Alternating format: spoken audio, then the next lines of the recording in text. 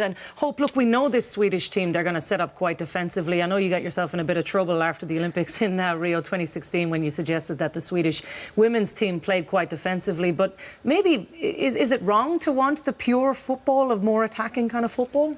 I don't think it's wrong to be a football purist, which I claim to be. However, you know, Sweden, they stay true to who they are. They are comfortable not having a lot of possession. I think against Mexico, they had 34% possession, but they still were able to get off 14 shots.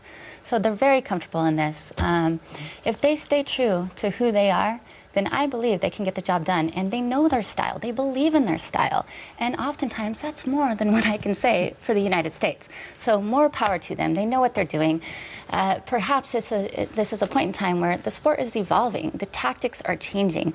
You see Spain leaving the tournament early, and they connected the most passes. So right now, as long as they stay true to who they are and they believe in their tactics, I think they can go through. And what I have to say is yabba, yabba, yabba. I don't know Swedish, but I'm going to guess that means go Sweden. Damien, who's it going to be for you?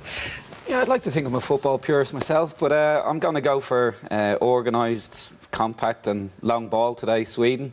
I think they've built up a great team spirit. They'll be hard to break down, whether the Swiss are good enough to break them down.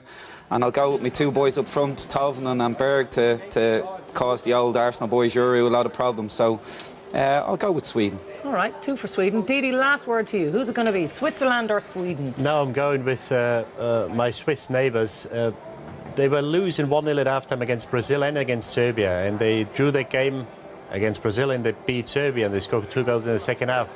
I think they had their breaks in the tournament because the goal, as I said before, against Brazil shouldn't have stood, and against Serbia it should have been awarded a penalty when it was 1-1 to Serbia. They had the breaks, but they took advantage, and this is a very similar to Sweden, a very organised, tight-knit outfit.